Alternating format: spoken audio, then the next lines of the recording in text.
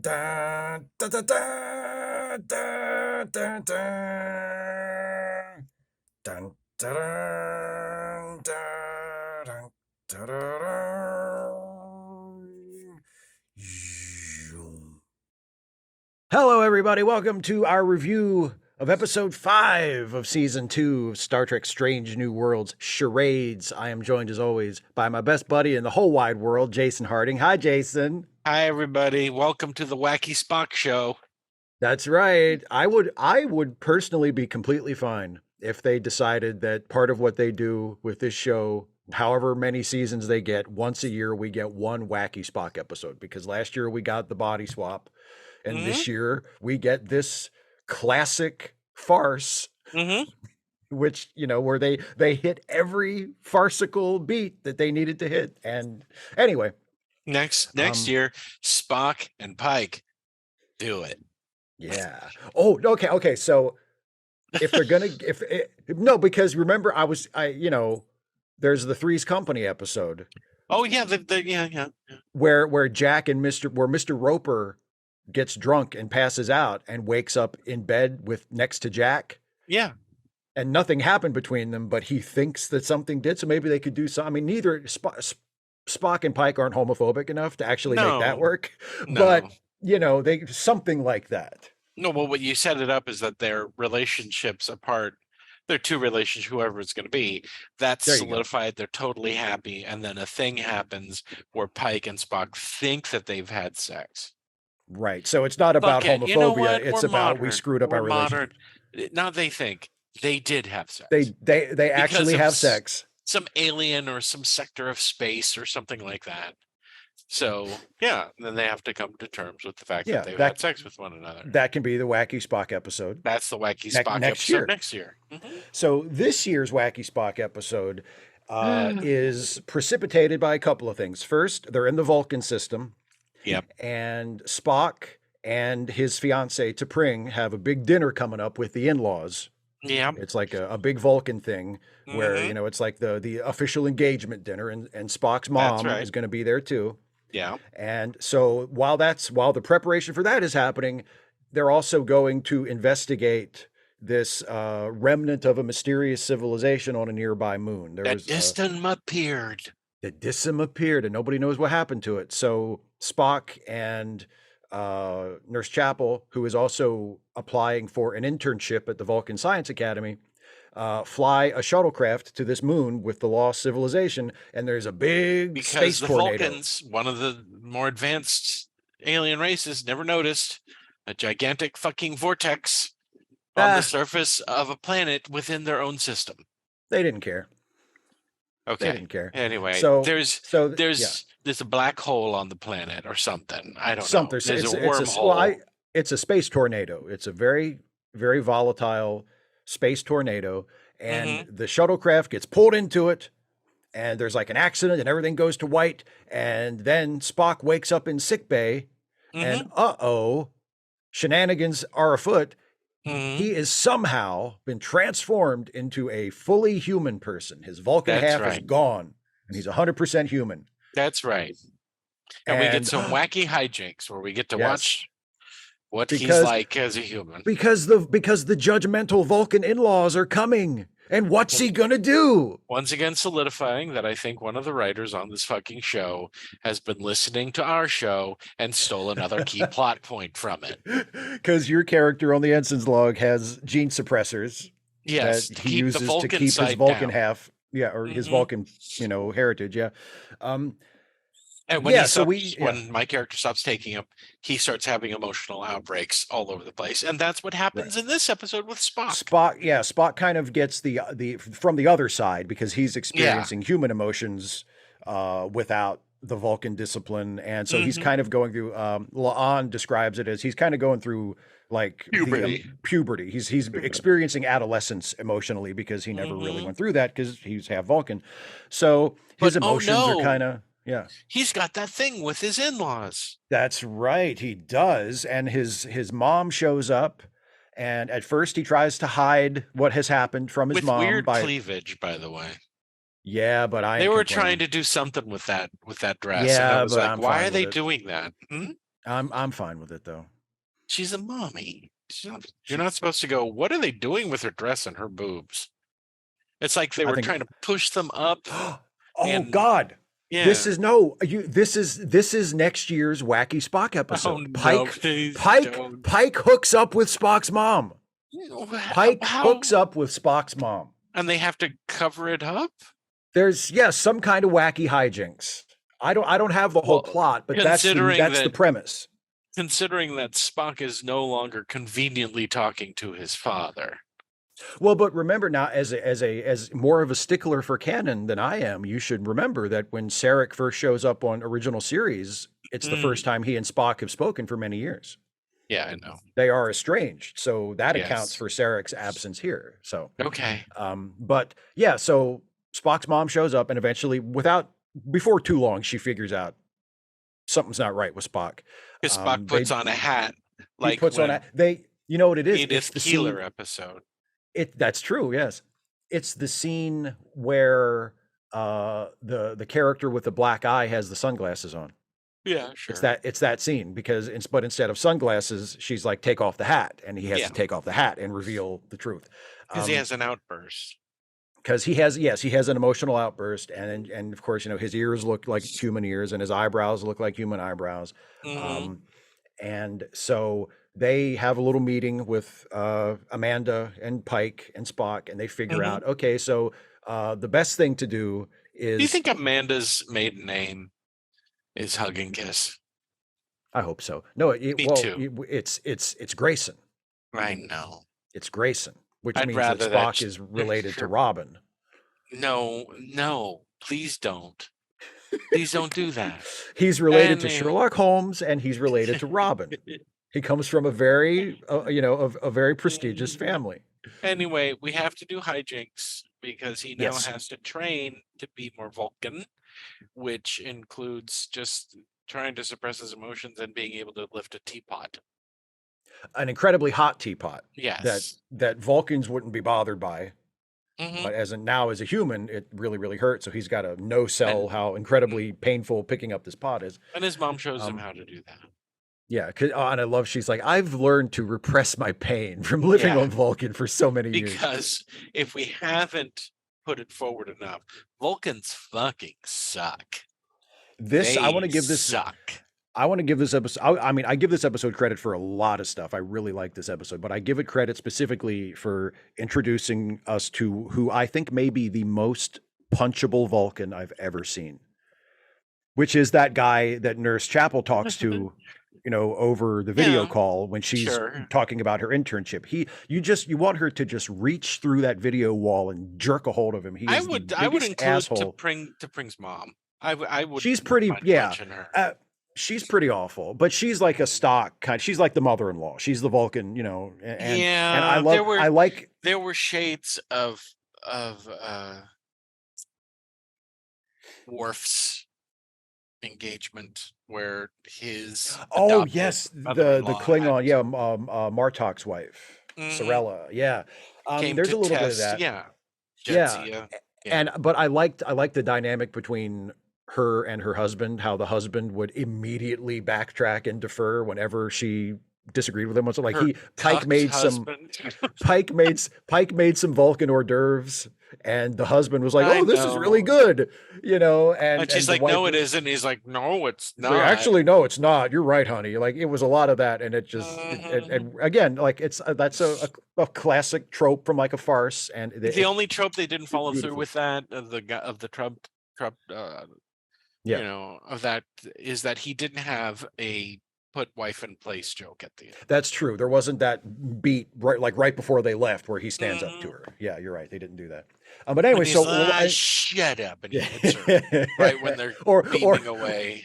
Or like he defiantly like takes one of Pike's hors d'oeuvres like right in front of her. Great, takes the hors d'oeuvre and just pushes it right in her mouth. Eat it. It doesn't have to be violent. It can just be defiant. It is for me. Anyway, it does for me because I fucking hate her. Eat it. She's a pile of shit. There's like all great. Vulcans are piles of shit because that's what we've learned over the years is that Vulcans are the worst, and we hate them. And we have reason to hate them. The judgmental bastards. They've been like that since Enterprise. Well, yeah. Enterprise is really what started it when they They introduced weren't that this shitty in the antagonistic. Yeah. movies. It was like, No. even Sarek. Sarek shows up looking to save Spock because he found out he died. Yeah. And convinces Kirk to go, go to a planet that blows up to get his Contra to bring him back to switch the bodies. And even what's her fuck, the big high hooting Vulcan lady who does Yeah. who does the Faltor Sarek pan. and Sarek even expresses remorse to Kirk for the cost Yes. of getting Spock's body back. He even says, like, Mm-hmm. at what cost? Your ship, your son. Like, he feels Mm-hmm. bad that Kirk had to go through all this. Yes. But anyway, so in the episode, while all of the Spock shenanigans are happening, Nurse Chapel has discovered something alarming, which is that if they don't find a way to switch Spock back soon, he's going to stay human permanently. That's right. Luckily, they have made contact with the lost civilization. Uhura figured out they left a little artifact behind in the shuttle when the shuttle was returned to Enterprise. There was they left like a little artifact that maybe they're just forgetful aliens that leave their. Well, no, Uhura said it was a calling card, and so in case Uhura made an Enterprise that it was a calling card, maybe they're just sloppy aliens. Maybe they're just sloppy, but anyway, Uhura was able to figure out how to call the aliens back using information on this. The aliens left a door open on their old planet. Yeah. And so they call the aliens and they get customer service. Sure. And so at first the aliens are like, "Hey, you're welcome. We fixed him. Bye. You don't have to thank us. Fuck off. You don't have to thank us." Yeah. But then when Nurse Chapel realizes that Spock is going to get stuck like this and they can't fix him on their own, she's like to Uhura, she goes to Uhura and Ortegas and she's like, "Hey, we have to go back into the space tornado and talk to the aliens in person and try to talk them into." Well, it isn't Spock. Originally go into the tornado. It was to get That's what they end up doing. Yeah. The original plan is to get close enough to it to send a signal in, but they can't do that. So and then they wind up in interdimensional space. That's right. They do. And they're like, "Hi, can we talk to Yellow?" And they meet someone named Blue, and Blue's like, "Nope." And I'll go get him. And then Yellow shows up and goes, "Why do you want to do this?" And she's like, "I don't want to admit my feelings." And Uhura and Ortega said, like, just fucking tell him you want the D, and the only D you want is Spock. Come on. Come on, say it. Yeah, this was the whole thing. Everybody, even the alien is like, "You got to tell me. You got to tell me." I want you to say it. When you guys were about to go crashing, and Spock changed the force field to protect you and sacrifice himself. And she's like, "Okay, well, I like him. I guess I like him." Yeah, we're friends, and I wish we were more than friends, but I also want him to. I want him be back himself. to the way he was. I wanted him to be half Vulcan because in actuality, Steve, fuck. Again, I swear to fucking Christ, someone is listening to our show and stealing from it. Because the joke we came up with Chapel in our show is that she's hot for the Vulcan half. Only hot for the Vulcan half. And she's hot for the Vulcan half. Yeah. She's pleading to have the Vulcan part returned to Spock. So, well, but she doesn't say explicitly that she has a kink for the Vulcan half. She just wants Spock to be Spock because she loves she all literally says the part that's gone is the part basically that she loved. She wants it back. She says, "I was attracted to that," or I was connected to that part, but I took that as because that's part of Spock, and she wants Spock as he was, not just the human. You interpret it however you want. You interpret it like they're listening to our show and they're ripping us off. She's hot for Vulcan. And so then Spock has to go through the whole ritual and pour the tea and do all this other stuff. But the toughest part was going to be the mind melt because he can't fake a mind melt. Because they practiced and he had trouble faking the mind melt. But then Chapel shows up with the cure that she got from the aliens. And right before he's about to admit his feelings, and this is more proof that she only wants the Vulcan part, right before he's about to admit his feelings as a human, she jabs him she sticks him so that his composure will come back, his Vulcan side will come back mentally, and then his physical stuff will come back later. Yeah. And so they do the mind meld. And once again, here's something that we've learned through the movies and through this. You don't diss Spock's mom. No, you don't. Especially to his face. You do not diss Spock's mom. Because he then admits to everyone, because the Vulcan mom, what's her T'Pring's mom? I don't care what her name. She's the worst. Spock admits that he which again is a classic beat from a farce when the character has been in disguise and then the person they're trying to deceive pisses them off and they reveal the disguise. Of Tootsie. Yeah, exactly. Yeah, and usually because of the nature of farce, historically it has been a man dressing up like a woman. But it can be any character that's in disguise for some contrived reason, and then the punchline is they've been trying so hard to maintain this deception, and then they choose to reveal the deception. He takes off his fake ears and he pulls off his ears. Yeah, he's like, I was a human the whole time. Take that. Yeah, and then he punches her in the face. He sticks up for his mom. He says, my mom's had to live on a planet full of you horrible people for the last however many years. Goddamn pricks. And you guys aren't worth even a thimbleful of what she is. That's right. She's the strongest, most compassionate, most tolerant person I've ever known. And you can all sit and spin. Go suck a dick. Get out of my shit. Get off my ship. No, get off my ship. Yeah. And that's basically it, except there's also this one little bit right at the end. Well, first of all, there's two things. Well, he has to tell T'Pring that T'Pring and him have to talk about the deception where he lied to her. T'Pring is a little upset that Spock didn't bring her in on it. That he tried to deceive her as well. And she says, maybe we should take a break. Yeah. Take a break. So give her time to hook up with Spock's best friend. And then they can contrive to kill him. That they can contrive to kill him in later episodes, like 10 years later. In 10 years, let's kill Spock. Let's just kill him. So they're on a break, and Spock is like, "I'm on a break, so I'm going to go talk to Christine." No, and he's in his orders. Christine comes. We don't know where he's off to. Well, no. He tells her, "I was just on my way to talk to you." Oh, okay, I forgot. So he's on his way out, and of course the door's open and she's already there. Yeah. And he's like, I've been feeling some feelings and I can't fight this feeling anymore. And me and T'Pring are on a break. So I kind of want to feel these feelings. And they kiss and the episode's over. And it's implied that they are about to fuck on every surface. That's right. Spock's and quarters. They're together forever and ever. And ever. And they're going to be so happy. What isn't sad is like even 10 years later, she's still in love with him. And he's just like, no, I don't care. Been there, done that. Whatever. Whatevs. I don't have another relationship ever again. I'm alone. I'm alone until I die, and then when I come back, I'm alone until I'm still alone forever. Until I go back in time and then die. That's right. When I go back in time and then die. And even then, I'm still alone. I'm Spock, perma virgin. Anyway. Yes, that's what happens in the episode. What did you think of the episode? I liked it. I liked the episode. It was fun. It was funny. Yeah. I'm a little concerned that is this what we're doing with Spock now? When Spock gets an episode, it's going to be a wacky farce every time. We'll see what happens. If they continue with this Spock gets an episode every episode, I don't have a problem with it. The only problem that I do have with a lot of these legacy characters showing up in this show specifically, and I kind of made jokes about this while I was watching the show.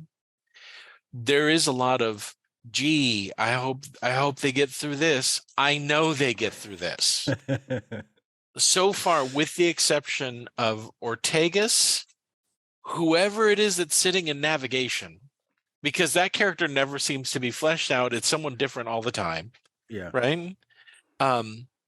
With the exception of Ortegas, her, and maybe the Doctor. No, I know the Doctor survives. Well, no, the Doctor's in. The Doctor's in Classic Trek. He's in Classic Trek. So literally, it's Ortegas, Lon. Number one, That's true. Lon. We don't know what happens to number one after the cage. I mean, Yeah, or no, yeah, that's true. And the cage is before this, so they yeah, the could kill cage is off number before one at any this. time. Yeah. Yeah. Um, those are the only characters where I can feel any amount of jeopardy for. But it was like watching this episode, it was like, oh no, is Spock going to go back to being normal? Well, I knew, even if we didn't know what was going to happen to Spock, we kind of figure, okay, this is episodic. They would Yeah. never. They're not going to make that radical of a I made change. the joke, hey, what if they did this so that it turns out that Spock has been faking to be Vulcan his entire life after this He's point? actually human for the entire rest of his But life, I and knew he's just faking they it. wouldn't do something that dumb. And so it kind of, I enjoyed it. I enjoyed the premise. I especially enjoyed the highlight of this. And I bet Nimoy wanted something like this. The ability that gave the actor who portrays Spock the ability to really just fucking have fun with his Oh character. yeah. Oh Something yeah. they never gave Spock. They never gave Spock a chance to explore his human emotions. Not really, except for like on Yeah. that time that he was on that planet. Remember the planet with the flowers? Yeah. And then he was just in love with a woman. He That was was in it. love. He never really got an opportunity like this to just kind of cut loose Yeah, for an entire exactly. show. Yeah. He'd get angry every once in a while and throw some Yeah. Plymouth soup around, or, you know, uh, or the flash of emotion when he finds out that Kirk is still alive after Yeah. the. Yeah. But I mean, he never got an entire episode where he got to, express a full range of emotions Yeah. like Spock did in here, or like my character did on our show, because I'm going to say it again. They're fucking stealing from us. um, I enjoyed it. But it kind of feels samey from last year. It kind of feels a little samey from last year. Spock's got a thing, and then last year it was a body swap with his fiance, and again, it was the Spock episode involves his fiance, right? Yeah. Yeah. And like I've said, oh, those two kids, they're gonna get together and they're gonna be in love, and it's like I don't know how many years it is after the events that are taking place in the show, Mhm. but she tries to kill Spock. This character, Yes. who I actually like I at this like her point, too. I think they're doing a really good job with her. Yeah. attempts to kill Spock 10 years from now. What in the fuck happened? What happened There's a between then and long way to now? go. Yeah. She wants to marry Spock's best friend from Vulcan or child. I can't remember what the relationship is. I can't remember what they said that. Yeah, but Stan. Yeah. Stan, yeah. I don't. Yeah. But I mean, overall, I did enjoy it, but I'm starting to hit some of the things of, because I know where all of these characters go and what's eventually going to happen to them. Mhm. You lose a little bit of, well, shit, what's going to happen now, right? If Spock was a new character that I didn't know anything about, this could be like, okay, how are they gonna write around? How is he gonna get out of this, right?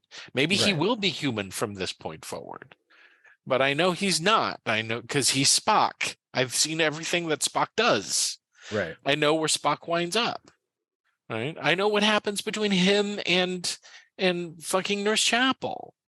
And I was like, oh, okay, they did it, but Right. they're not staying together. I can tell you that much. No, they're And not. apparently she carries a torch forever. It's like, all right, Tells you something great. about Spock. You know what I'm saying? You mean I ultimately Pike is my favorite character on the show. I know exactly what happens to him. Yes. So there's a great deal going forward in this show, which has always been a problem with prequels, right? Mhm. It was like Solo. Oh no, what's going to happen to Solo and to I hope Chewie Chewbacca? makes it out of this. Yeah. Yeah. So I'm starting to encounter a little bit of this in this episode. Simply because some of the other episodes, it's not so much that they're in jeopardy, but they're going through, oh, we went to this planet and this fucked up thing happened, or we had to do this this kind of thing. And I'm not necessarily feeling like they're in jeopardy, because hopefully the writers are smart enough to know that I'm not going to be worried about Pike or Chapel or Right. Mbenga or that Uhura, especially. Um, so yeah, but I mean, I still liked it. It was still well written. It was fun. It was funny. Yeah. You know, what do you think? I loved it. Sure. I think it's my favorite episode of the season so far. I think Really? I liked it even more than the time travel episode, Hmm. which I also really, really liked. Yeah. Yeah, I mean, you said you already mentioned my favorite part of it, which is Ethan Peck as Spock. He Hmm. does such a great He job. was wonderful in this. He He really does was. such a great job of playing Spock as a human, but still Spock. You Hmm. know, like he's still recognizable as Spock, but with the necessary changes to, have it come across that he's different now, Yeah. the look of panic in his face when Mbenga tells him what has happened, when he wakes up and he is informed that he's human now, and he has this incredible the facial acting of everybody in this episode was amazing. Oh, sure. Anson Mount has some looks as Pike, some silent reactions to things, especially during the scene where they're when they're having the Vulcan ceremony. I Hmm. mean, that are just incredible. Um, Which and yeah, reminds me, by the way, Pike does some stuff in this episode that I don't ever can't picture any other captain that we've known doing. like what? And well, for example, the whole he's all in this lie that they're Oh going to yeah, try to convince the family of. that's And he true. Yeah, keeps, he kind of, does it because Spock's mom doesn't give him a choice. But she just kind of says you're doing it. Yeah. I can't picture Kirk, Card, even my favorite, Cisco, doing the or Janeway doing the same thing, Yeah.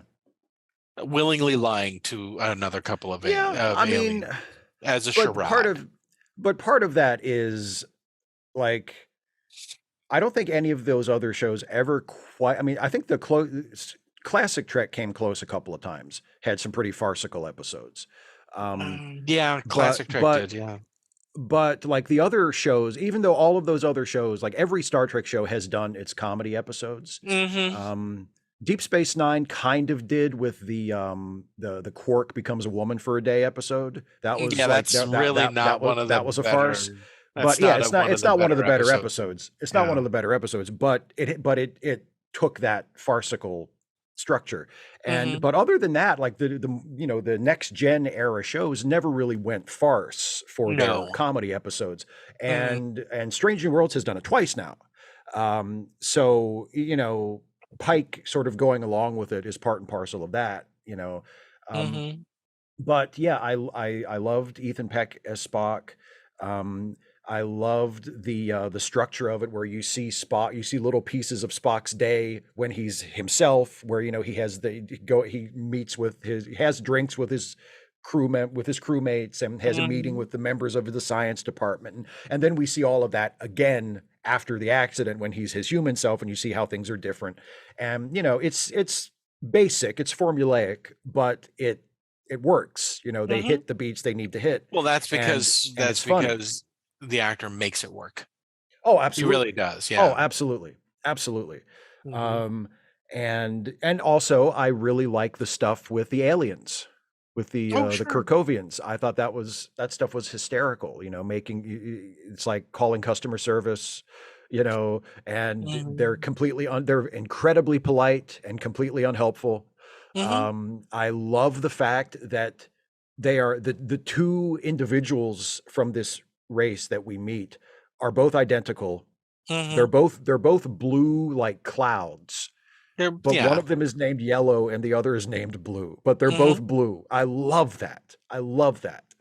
I love the fact the little in joke when they decide that they're not going to be able to cure Spock in time for this dinner, so he's going to have to put on prosthetics to look Hmm. like he's still Vulcan. And I am positive that the fake ears that Dr. Mbenga brings him are a pair of the actual Or ears the that Ethan actual Peck ears wears that as they Spock. use. Yeah. And And I love that. I'm just like, oh, those are probably the actual ears that he wears normally.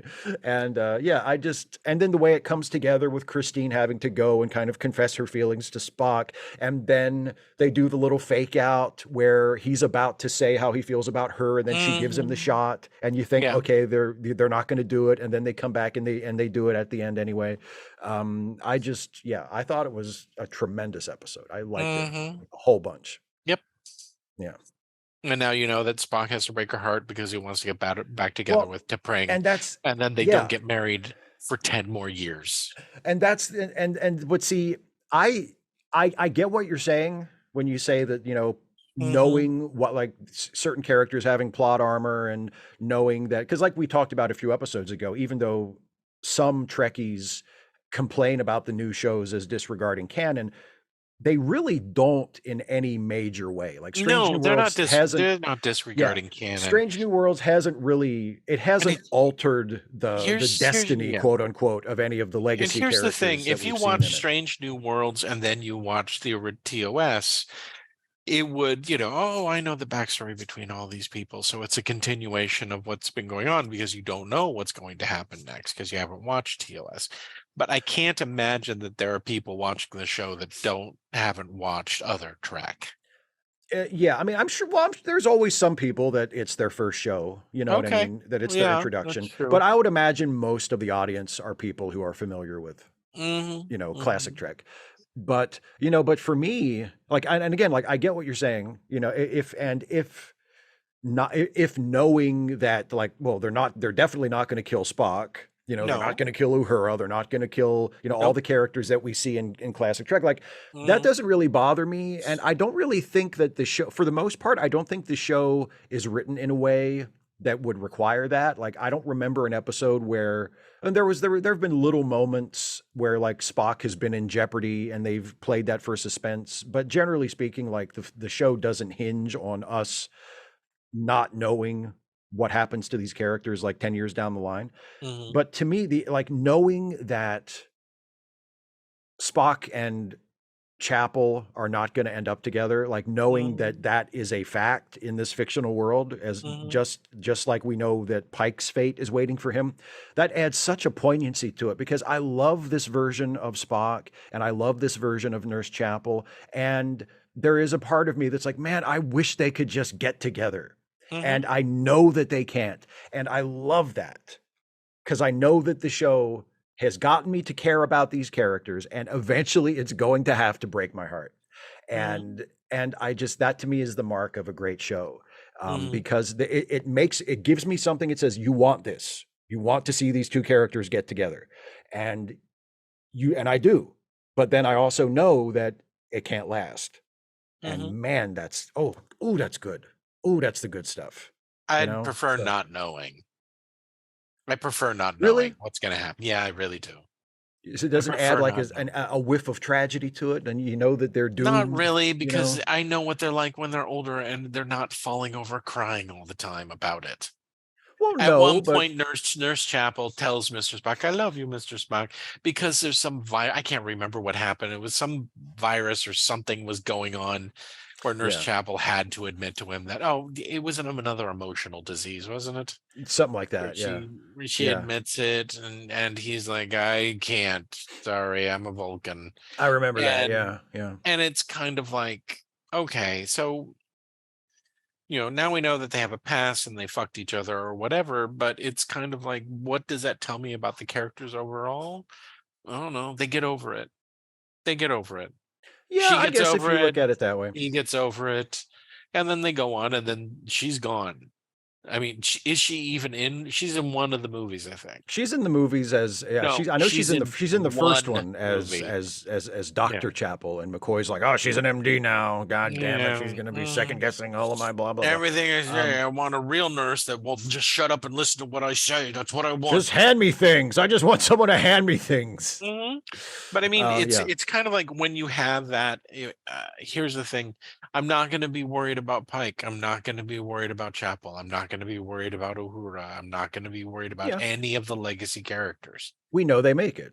Yeah. We know they make it, which means that I get to worry about number one, Leon and Ortegas. and they haven't given me enough for Ortegas for me to be truly worried about her. Maybe they're saving that for the shocking death of Ortegas. Maybe, who knows? Maybe. But I mean, I don't think they're don't gonna. get me wrong, I still like the episode. I thought it was Yeah. funny, but Yeah. it's starting to hit that prequel thing where I'm kind of like, okay, yeah, this stuff happened to him. I get it. Now, they can still do other things that we did not know about with the characters, right? Mm-hmm. Like, for example, they could have some sort of emotional traumatic thing that's maybe not something that kills them outright. I'm not worried about their continued existence, but maybe there's something that happens to them that informs that character later on, right? Yeah. That Well, later on we get an idea of why they are the way they are later on in the series, both in TOS or the movies or whatever. Yeah. That's interesting. But for me, one of the things that this show has been really good at so far is getting me interested in how the situation will be resolved. Because I know big picture. I know what happens to Spock. I know what happens to Uhura. I know what happens to Pike. So it's not like, oh no, is Spock going to die? Or, oh no, is Uhura going to die? I know that they're going to still be alive and still and they're going to be okay, because they have to be healthy and, still serving in Starfleet in 10 years time or whatever. But it's gotten me interested in the details and, okay, but how are they going to resolve this? Because I've gotten enough confidence in the writing at this point. The show has been consistently good enough that when the writers put one of these established characters into a corner, I know they're going to have to write them out of that corner somehow. And I am curious to see how they're going to do that, because I know that they're good enough that they can come up with a creative way out that won't feel like a cheat, that won't feel like, they're just having to arbitrarily hit the reset button because, well, Spock has to still be like this for it to make sense for classic Trek. Like, they find creative ways to move things around so that they're still telling their own satisfying stories, but also ending up with the characters still, relatively in the place they need to be for them to do things that they're supposed to do, down the line. So, yeah.